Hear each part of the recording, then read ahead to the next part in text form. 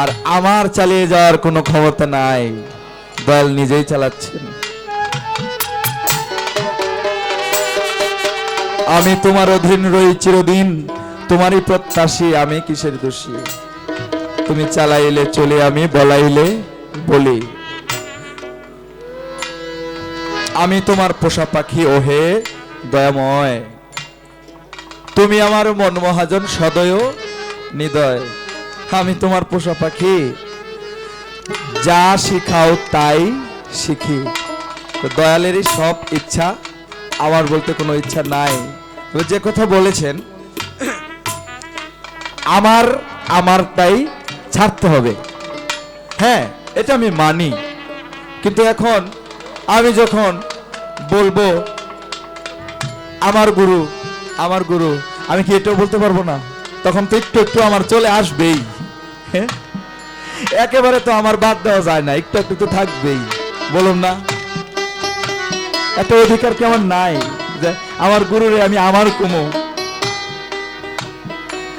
সব ব্যাপারে না, এটা ঠিক। তো চমৎকার কথা। সেখান থেকে আমি আর কিছু চাই না দয়াল গো। আমি চাই না দুজকও চাই না, বেহেশতও চাই না, জমিদারিও চাই না, কিছুই চাই না। সবকিছুর মালিক যে, তারে পাইলে কেন আমার কিছু দরকার আছে? মহর্ষি মনমোহন দত্ত সেখানে কি বলেছেন, একটি গানে আমি তা প্রকাশ করব।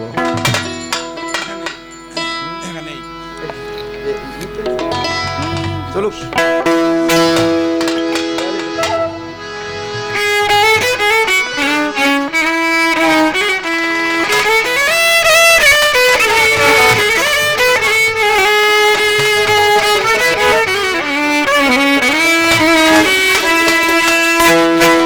দয়াল আমি কে, তুমি কে, তুমি কে আর আমি কে দয়াল?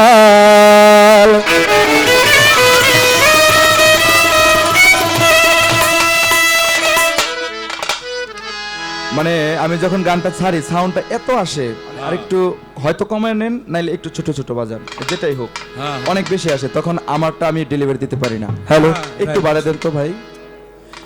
দয়াল আমি কে, তুমি কে, তুমি কে আর আমি কে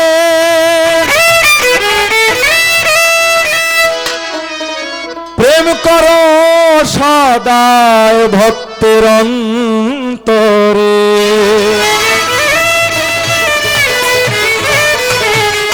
ও প্রেম করো সদায় ভক্তের অন্তরে।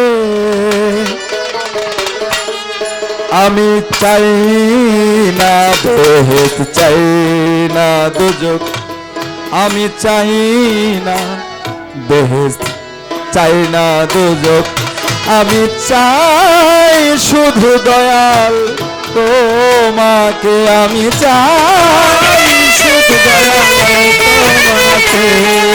আমি চাই সওয়াল শুধু তোমারে।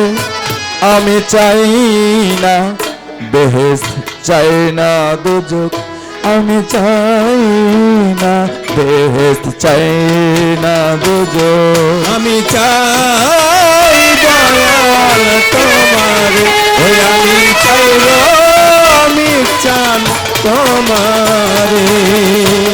চাই না বেহেশত, চাই না দোজখ, চাই না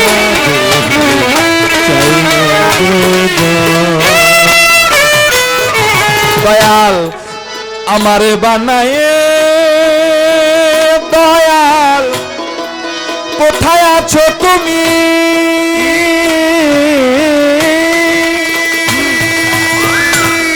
কোথা হতে এলাম আমি, কোথা যাব আমি? আমারে বানায় কোথায় আছো তুমি?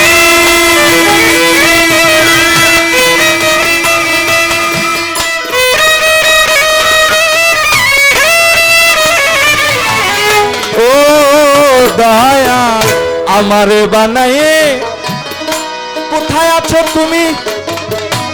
কোথা হতে এলাম দয়াল, কোথা যাব আমি?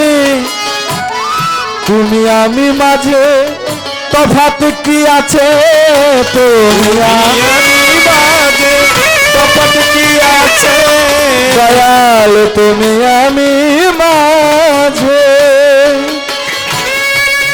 তফাৎ কি বা আছে আমায় রফা করে দাও একবারে আমায় রফা করে দাও একবারে আমায় রফা করে দাও একবারে আমি চাই না বেহেশত চাই না দুজক আমি চাই না বেহেশত চাই না দুজক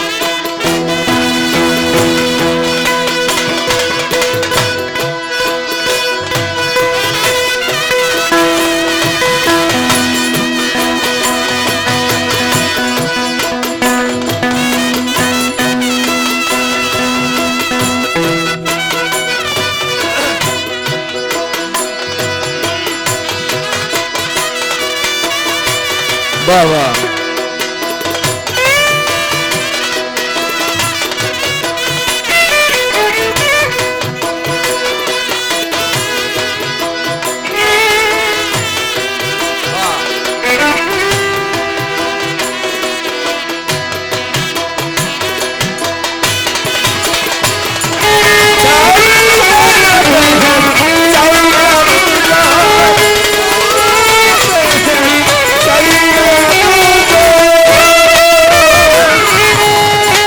দয়াল চাই না পাপ পুণ্য চাই না ভালো মন্দ দয়াল কি জন্য হয়েছ তুমি এত ছন্দ চাই না পাপ চাই না এত মন্দ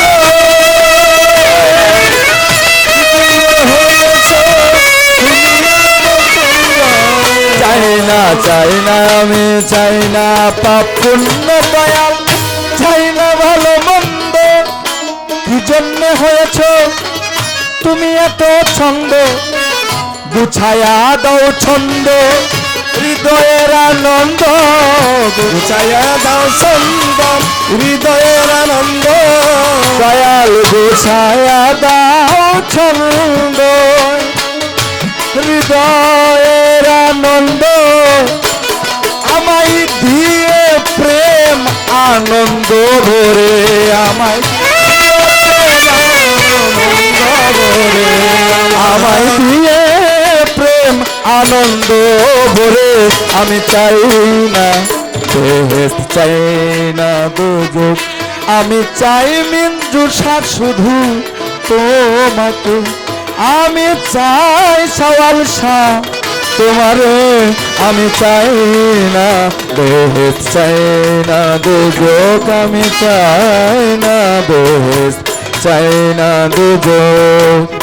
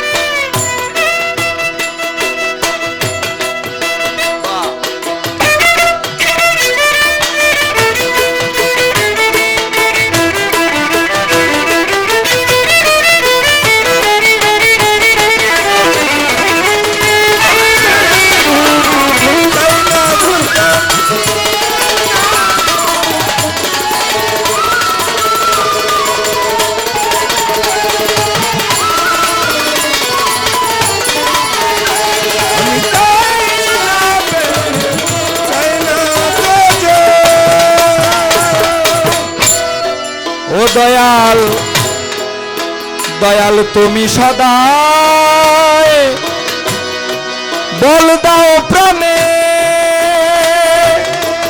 আমি চাই সওয়াল চাঁদের মাওলা তুমি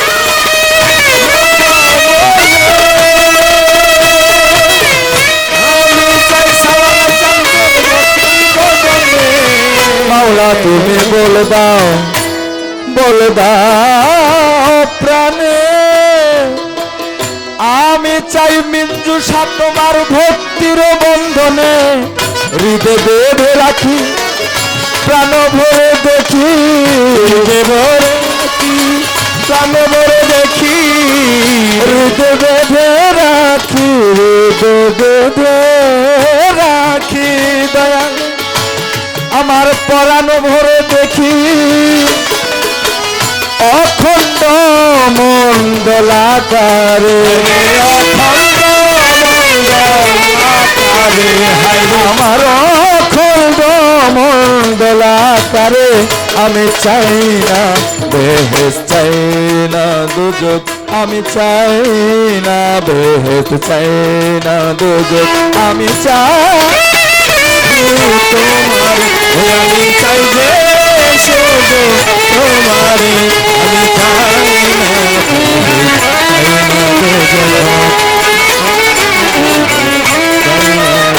দয়াল আমি কে তুমি কে তুমি কে আমি কে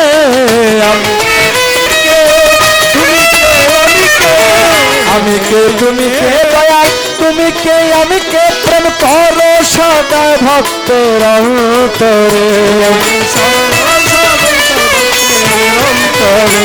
প্রেম করো সদা ভক্তের অন্তরে আমি চাই না বেহেশ চাই না দুজক চাই না বেহেশ চাই না দুজক আমি চাই শুধু সওয়াল সা তোমারে আমি চাই শুধু তোমারে আমি চাই না বেহেশ চাই না দুজক আমি চাই না বেহেশ চাই না দুজক আমি চাই না বেহেশ চাই না দুজক।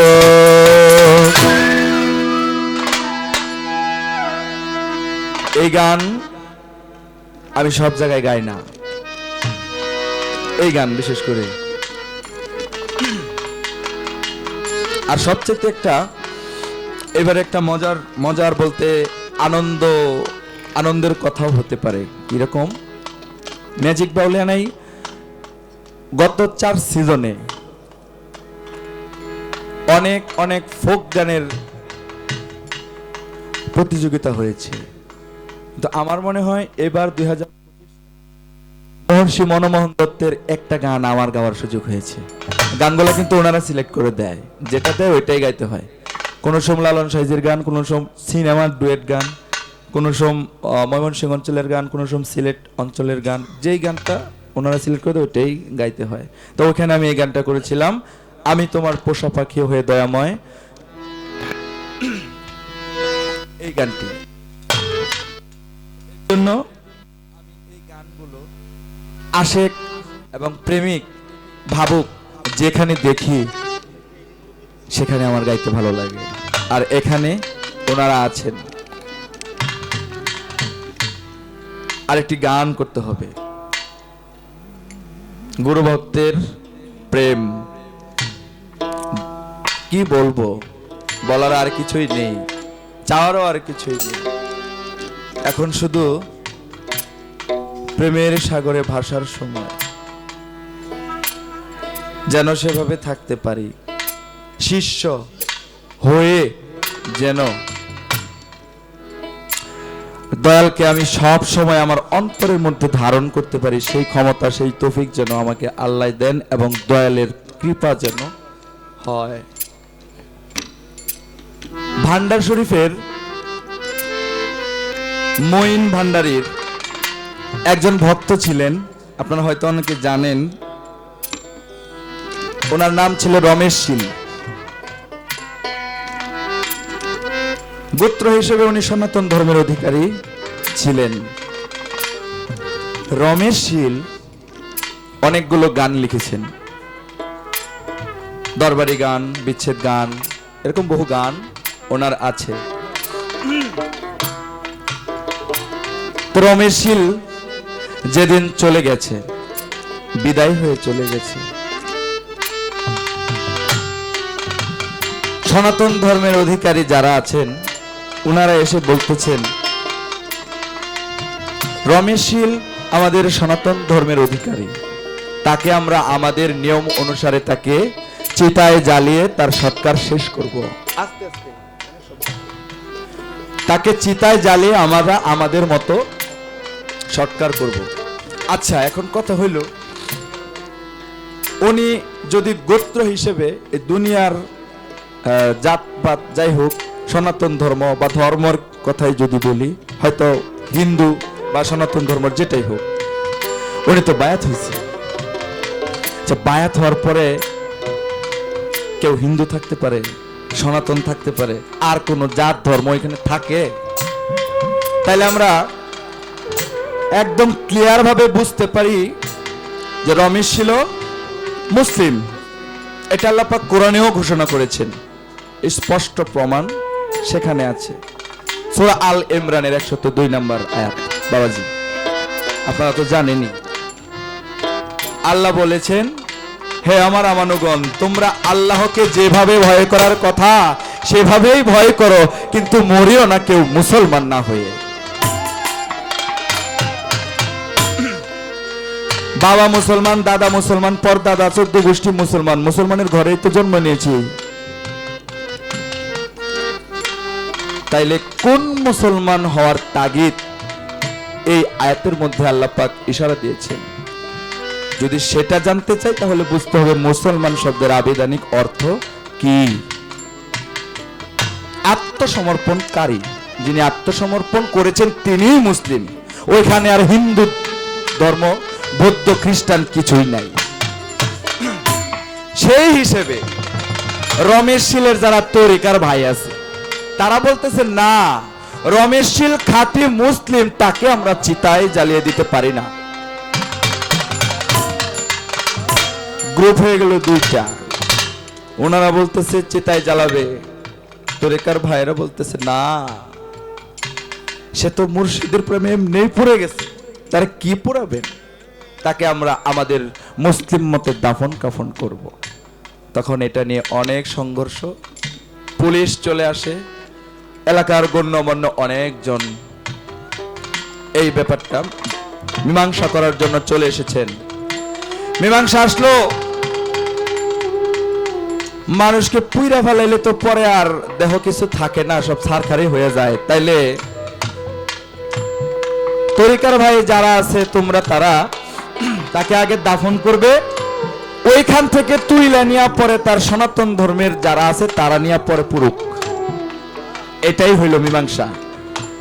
মীমাংসা অনুযায়ী দাফন কাফন করে রমেশশীলকে কবরে রেখে মাজার কবর জিয়ারত করে দোয়া করে চলে আসে। তখন ওই যে সনাতন ধর্মের ভাইয়েরা কবর খুঁড়ে রমেশশীলের লাশ বের করবে। কবর খুঁড়তে খুঁড়তে খুঁড়তে খুঁড়তে রমেশশীলের লাশ খোঁজার জন্য কবর খুঁড়তেছে, খুঁড়তে খুঁড়তে দেখে শেষ পর্যন্ত গেছে, কিন্তু রমেশশীলের লাশ সেখানে নাই।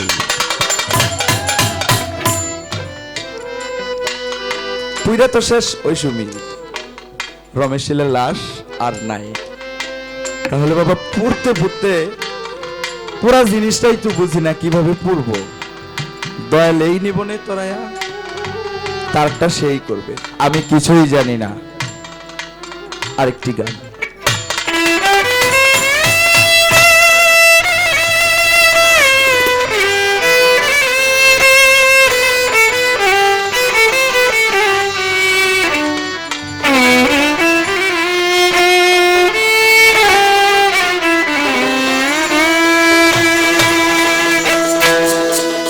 ও দয়াল কি